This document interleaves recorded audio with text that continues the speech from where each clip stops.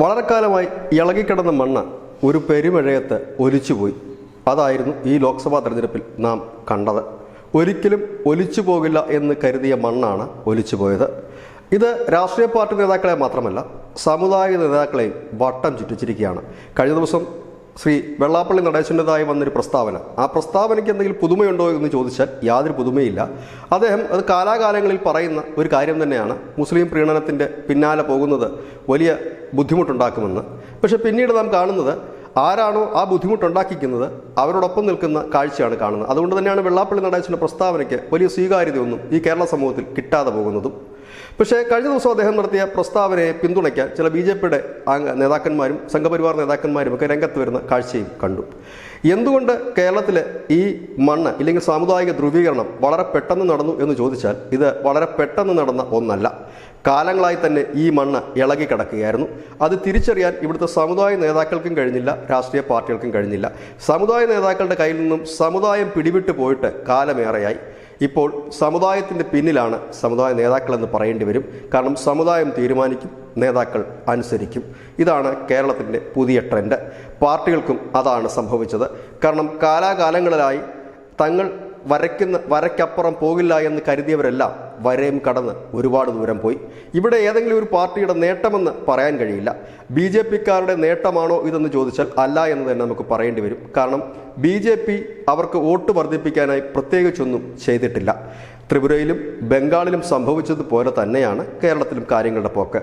അതായത് CPM-ൻ്റെ കൂടെ എക്കാലവും നിന്നിരുന്ന ഈഴവ വിഭാഗം, കോൺഗ്രസിൻ്റെ കൂടെയും ഒപ്പം തന്നെ LDF-ൻ്റെ കൂടെയും ഒക്കെ തരാതരം പോലെ നിന്ന ക്രൈസ്തവ വിഭാഗത്തിലെ ഒരു ചെറിയ ശതമാനവും ഇത്തവണ ആരുടെയും പ്രേരണയില്ലാതെ തന്നെ താമരയ്ക്ക് വോട്ട് ചെയ്തു. അത് BJP-യുടെ വിജയമാണോ എന്ന് ചോദിച്ചാൽ ടെക്നിക്കലി വിജയമാണ് എന്ന് നമുക്ക് പറയേണ്ടി വരും. പക്ഷേ അല്ലാതെ അവരുടെ പ്രവർത്തനം കൊണ്ടാണോ എന്ന് ചോദിച്ചാൽ അല്ല എന്ന് തന്നെ നമുക്ക് പറയാൻ കഴിയും.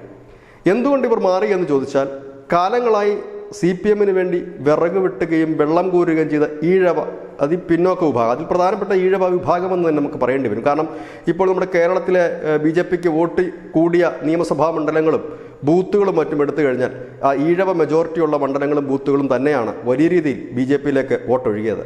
നായന്മാരുടെ വോട്ടൊക്കെ പണ്ടേ BJP-യിലേക്ക് എത്തിക്കഴിഞ്ഞിരുന്നു.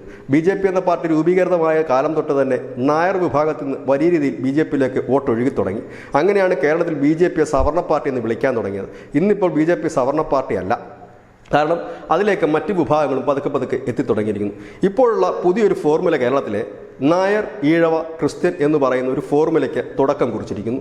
ഈ ഫോർമുല ശക്തമായി വരികയാണ് എങ്കിൽ കേരളത്തിൻ്റെ നിർണായക റോളിലേക്ക് BJP എത്താൻ അധിക സമയം വേണ്ട. അതിന് BJP-ക്കാർ കൂടി അല്പം മെനക്കെടണമെന്ന് മാത്രം. അങ്ങനെയാണ് കേരളത്തിൻ്റെ സാമുദായിക ധ്രുവീകരണം സംഭവിച്ചിരിക്കുന്നത്. ഇതിനകത്ത് സഭാ നേതാക്കന്മാർക്ക് ഇപ്പോൾ മിണ്ടാട്ടമില്ല. അവരൊക്കെ ഇപ്പോൾ ഓരോ വാക്കും സൂക്ഷിച്ചാണ് സംസാരിക്കുന്നത്.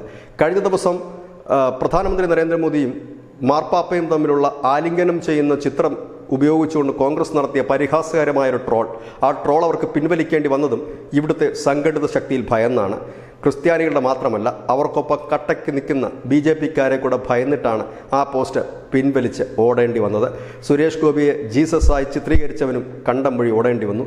അതൊക്കെ ഈ കേരള സമൂഹത്തിൽ നടക്കുന്ന ഒരു വലിയ ധ്രുവീകരണത്തിൻ്റെ, വലിയ മാറ്റത്തിൻ്റെ സൂചനയായിട്ട് തന്നെ നമുക്ക് കാണാൻ കഴിയും. ആ സൂചന കൃത്യമായി തന്നെ വരും കാല തെരഞ്ഞെടുപ്പുകൾ പ്രതിഫലിക്കുമെന്ന് തന്നെയാണ് വിശ്വസിക്കുന്നത്.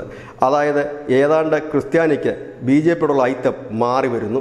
മുൻപൊക്കെ 1-2 ക്രിസ്ത്യൻ നേതാക്കന്മാരായിരുന്നു BJP-ക്ക് ഉണ്ടായിരുന്നെങ്കിൽ ഇന്ന് പലയിടത്തും ക്രിസ്ത്യൻ നേതാക്കളുടെ എണ്ണം കൂടിക്കൂടി വരികയാണ്. അവർ കുറച്ചുകൂടി അടുക്കുന്നു. അവരെ കുത്തിത്തിരിപ്പുണ്ടാക്കാൻ ശ്രമിക്കുന്നവരടുത്ത് അവർ തന്നെ കാര്യം പറഞ്ഞ് മനസ്സിലാക്കുന്നു. അത് മണിപ്പൂരായാലും ഗോവയായാലും മറ്റെന്ത് സംസ്ഥാനങ്ങളായാലും. കാരണം ക്രിസ്ത്യൻ വിഭാഗത്തിൽ കുറച്ചുകൂടി കാര്യങ്ങൾ ഗഹനമായി ചിന്തിക്കാൻ കഴിവുള്ള ഒരു പുതിയ തലമുറയുണ്ട്. അവർക്ക് എന്താണ് മണിപ്പൂരിൽ നടക്കുന്നത് കൃത്യമായി അറിയാം. അതുകൊണ്ട് തന്നെയാണ് മണിപ്പൂർ എന്ന് പറഞ്ഞ കൊടുന്ന് വിലപിച്ചിട്ടും ആ കേരളത്തിൽ അതിൻ്റെ എഫക്റ്റ് വലിയ രീതിയിൽ ഉണ്ടായില്ല. അത് ഏറ്റവും കൂടുതൽ ഉപയോഗിച്ചത് ഇടതുപക്ഷമായിരുന്നു. ഇടതുപക്ഷത്തിനും കിട്ടിയത് 1, BJP-ക്ക് കിട്ടിയതും 1. ഏതായാലും കേരളത്തിൽ ഇപ്പോൾ നടക്കുന്ന ഒരു വലിയ സോഷ്യൽ എഞ്ചിനീയറിംഗ് ആണ്. ഈ എഞ്ചിനീയറിംഗ് ആരും നടത്തുന്നതല്ല, ഓട്ടോമാറ്റിക്കലായി സംഭവിക്കുന്നതാണ്. നാം ഇത് പലപ്പോഴും കണ്ടിട്ടുണ്ട്. വിമോചന സമരകാലത്ത് ഇങ്ങനെയൊന്നും നാം കണ്ടു. അവിടെ ജനം ആരുടെയും പ്രേരണയില്ലാതെ ഒഴുകിയെത്തുകയായിരുന്നു. ഇവിടെ ജനം ആരുടെയും പ്രേരണയില്ലാതെ വോട്ടിലൂടെ അവരുടെ ഒഴുക്ക് തുടങ്ങിയിട്ടുണ്ട്. അതായത് CPM-നെ ഞെട്ടിക്കുന്നത് മുഖ്യമന്ത്രിയുടെ മണ്ഡലം മണ്ഡലത്തിൽ പോലും അവരുടെ കനത്ത പരാജയമാണ്. CPM-ന്റെ പാർട്ടി ഗ്രാമങ്ങളിലെല്ലാം വോട്ട് BJP-യിലേക്ക് ഒഴുകുന്നു. ആലപ്പുഴയാണ് ഈഴവർക്ക് ശക്തി കേന്ദ്രം. ആലപ്പുഴ ലോക്സഭാ മണ്ഡലത്തിലാണ് ഈഴവർ വലിയ രീതിയിലുള്ളത്. അവിടെയൊക്കെ ഈഴവർക്ക് നിർണായകമുള്ള കായംകുളമായാലും ഹരിപ്പാടായാലും അമ്പലപ്പുഴ ഒക്കെ അവിടങ്ങളിലൊക്കെ കുതിച്ചു കയറാൻ BJP-ക്ക് കഴിഞ്ഞു. ഇതൊരു ചെറിയ നേട്ടമല്ല, വലിയ നേട്ടമാണ്. ഈ നേട്ടം നിലനിർത്തിക്കൊണ്ടുപോയേ മതിയാകൂ. അങ്ങനെ വന്നാൽ ഇവിടെ മൂന്നാമതൊരു ബദലിന് പ്രസക്തിയുണ്ട്, സ്പേസ് ഉണ്ട്. അത് കണ്ടറിഞ്ഞിട്ടാകണം. കഴിഞ്ഞ ദിവസം BDJS-ന്റെ നേതാവ് തുഷാർ വെള്ളാപ്പള്ളി ഒരു യാത്ര പ്രഖ്യാപിക്കുകയുണ്ടായി. എല്ലാ ഗ്രാമങ്ങളിലും BDJS-ന്റെ നേതൃത്വത്തിൽ ഒരു ഗ്രാമീണ യാത്ര നടത്തുന്നു. നല്ല കാര്യമാണ്. കാരണം ഇളകിക്കിടക്കുന്ന മണ്ണിലേക്ക് വലിച്ചടിപ്പിക്കാൻ അത് ഉപകരിക്കും. CPM പുനർചിന്തനം തുടങ്ങിയിട്ടുണ്ട്. എങ്ങനെയെങ്കിലും നഷ്ടപ്പെട്ടവനെ തിരിച്ചു കൊണ്ടുവരാൻ. അത് അല്പം പ്രയാസകരമായിരിക്കുമെന്നാണ് തോന്നുന്നത്. കാരണം ഒരിക്കൽ വിശ്വാസം നഷ്ടപ്പെട്ടാൽ അത് തിരികെ പിടിക്കുക പ്രയാസകരമാണ്. വിശ്വാസം നഷ്ടപ്പെടാതെ ആ പാർട്ടി നോക്കണമായിരുന്നു. ഇനി ആ വിശ്വാസം തിരികെ പിടിക്കണമെങ്കിൽ വേറൊരു പ്രീണനം നടത്തേണ്ടതായി വരും. ഇനിയും പ്രീണനത്തിൻ്റെ പിന്നാലെ പോയി കഴിഞ്ഞാൽ മറുവിഭാഗം പിണങ്ങുക തന്നെ ചെയ്യും. ഏതായാലും പ്രീണിപ്പിച്ച് BJP-യെ രാജ്യമേൽപ്പിച്ചതുപോലെ അധികം വൈകാതെ കേരളവും ഏൽപ്പിക്കും. നമ്മൾ ഓർക്കേണ്ടതായ ഒരു കാര്യമുണ്ട്. എവിടെയാണോ പ്രീണനം നടത്തുന്നത് അതിൻ്റെ മറുഭാഗത്ത് ഒരു ഏകീകരണം ഉണ്ടാകും.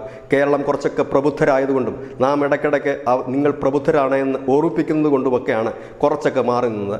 മതേതരത്വം ഇപ്പോൾ കേരളത്തിൽ എടുക്കാച്ചിറക്കാണ്. ആർക്കും അത് ആവശ്യമില്ല. അതുകൊണ്ട് തന്നെയാണ് ഇപ്പോൾ ഒറ്റതിരിഞ്ഞ് ആക്രമിക്കാൻ ആരെയും ഇപ്പോൾ ഹൈന്ദവ സമൂഹം അനുവദിക്കുന്നില്ല. വെള്ളാപ്പള്ളിക്ക് എതിരെ ചില മതമൗലികവാദികൾ ഉറഞ്ഞു തുള്ളിയപ്പോൾ വത്സൻ തില്ലങ്കരിയെ പോലുള്ള സംഘപരിവാർ നേതാക്കൾ രംഗത്തെത്തിയതും അക്കാരണത്താലാണ്. കാരണം ഒറ്റതിരിഞ്ഞ് ആക്രമിക്കാൻ ആരെയും അനുവദിക്കാത്ത സാഹചര്യത്തിലേക്ക് പോയിരിക്കുന്നു. അതായത് മുൻപൊക്കെ വെള്ളാപ്പള്ളിയെ എന്തെങ്കിലുമൊക്കെ പറഞ്ഞാൽ അതിനുവേണ്ടി എല്ലാ സപ്പോർട്ടും NSS കൊടുത്തിരുന്നില്ല, മറ്റ് സമുദായങ്ങൾ കൊടുത്തിരുന്നെങ്കിൽ ഇന്നതില്ല. പകരം എല്ലാവരും ഒറ്റക്കെട്ടായിട്ട് നീങ്ങണമെന്നൊരു സന്ദേശമാണ് ഇപ്പോൾ നൽകി തുടങ്ങിയിരിക്കുന്ന ജനം. വെള്ളാപ്പള്ളിയായാലും സുകുമാരൻ നായരായാലുമൊക്കെ സമുദായത്തിൻ്റെ നേതാക്കൾ തന്നെയാണ്. അവർക്കെതിരെ വരുന്ന ആക്രോശങ്ങളും ഭീഷണികളുമൊക്കെ ചെറുക്കാൻ ഒരുപിടി ജനം ജാതിയും മതവും നോക്കാതെ മുന്നിട്ടിറങ്ങുന്നു. അത് മനസ്സിലാക്കിക്കൊണ്ടാകണം ഇപ്പോൾ സമുദായ നേതാക്കൾ പെരുന്നയായാലും കണിച്ചുളങ്ങരായാലും പഴയതുപോലെയുള്ള ഗർജനങ്ങളോ ഇല്ലെങ്കിൽ അപക്വമായ പ്രസ്താവനകളോ നടത്തുന്നില്ല. അവർക്കൊക്കെ കാര്യം മനസ്സിലായി തുടങ്ങിയിട്ടുണ്ട്. കാരണം കേരളത്തിൻ്റെ മുഖ്യമന്ത്രിയെ മാത്രം നോക്കിയിരുന്നിട്ട് കാര്യമില്ല. കേന്ദ്രത്തെ കൂടെ നോക്കിയില്ല എങ്കിൽ എല്ലാം ഒലിച്ചു പോകും. കാരണം കേന്ദ്രത്തിനും ഈ സംസ്ഥാനത്ത് അനവധി റോളുണ്ട്. ആ റോള് NSS-ന് മനസ്സിലായിട്ടുണ്ടാകും. ഒരു സൈനിക സ്കൂൾ അവർക്ക് അനുവദിക്കപ്പെട്ടിരുന്നു. എനിക്ക് തോന്നുന്നത് ഈ നമ്മുടെ കേരളത്തിൽ ആദ്യമായിട്ടാണ് ഒരു സ്വകാര്യ മാനേജ്മെൻറ്റിന് സൈനിക സ്കൂൾ അനുവദിക്കപ്പെട്ടിരിക്കുന്നു. SNDP-ക്ക് അവരുടെ യൂണിവേഴ്സിറ്റിക്കുള്ള അംഗീകാരം, അങ്ങനെ അനവധി കാര്യങ്ങൾ ഇതെല്ലാം ഇരിക്കുന്നത് കേന്ദ്രത്തിൻ്റെ കൈകളിലാണ്. കേന്ദ്രത്തിലാണ് തങ്ങൾക്ക് രക്ഷ എന്ന് ആ സമുദായങ്ങൾ ചിന്തിച്ചു തുടങ്ങിയിരിക്കുന്നു. അതൊരു വലിയ മാറ്റമാണ്. ഒപ്പം ക്രിസ്തീയ വിഭാഗവും ചിന്തിച്ചു തുടങ്ങിയിരിക്കുന്നു. അങ്ങനെയെങ്കിൽ പണ്ട് സുരേന്ദ്രൻ പറഞ്ഞതുപോലെ 35 സീറ്റ് നേടിയാൽ തങ്ങൾ അധികാരത്തിൽ വരുമെന്ന്. 35 സീറ്റ് ഇത്തരത്തിൽ നേടുക എളുപ്പമാണ്. ഇപ്പോൾ തന്നെ 11 ലോക്സഭാ മണ്ഡലത്തിൽ അവർ ഒന്നാമതാണ്, 8 രണ്ടാമതും. ഇവിടെ ഭരിക്കുന്ന ഭരണകക്ഷിയായ LDF ആകട്ടെ ഇല്ലെങ്കിൽ CPM ആകട്ടെ 19 മാത്രമാണ് ഒന്നാം സ്ഥാനത്തെന്ന് ആലോചിക്കണം. അതായത് BJP-യും CPM-ഉം തമ്മിലുള്ള വ്യത്യാസം കേവലം 8 മണ്ഡലങ്ങളുടേതാണ്. ഇവിടെ കോൺഗ്രസ് അജേയമായി തന്നെ നിൽക്കുന്നു. കോൺഗ്രസ് തകർന്നിട്ടില്ല എന്ന് വേണം കരുതാൻ. ഏതായാലും ശക്തമായ മുന്നേറ്റത്തിലൂടെ ഇവിടെ ഒരു വലിയ മൂന്നാമത്തെ ബദലിന് ഇനിയും സ്പേസ് ഉണ്ട്. ഇതിനാണ് ന്യൂസിൻ്റെ വളരെ പോയിന്റ്. നന്ദി, നമസ്കാരം.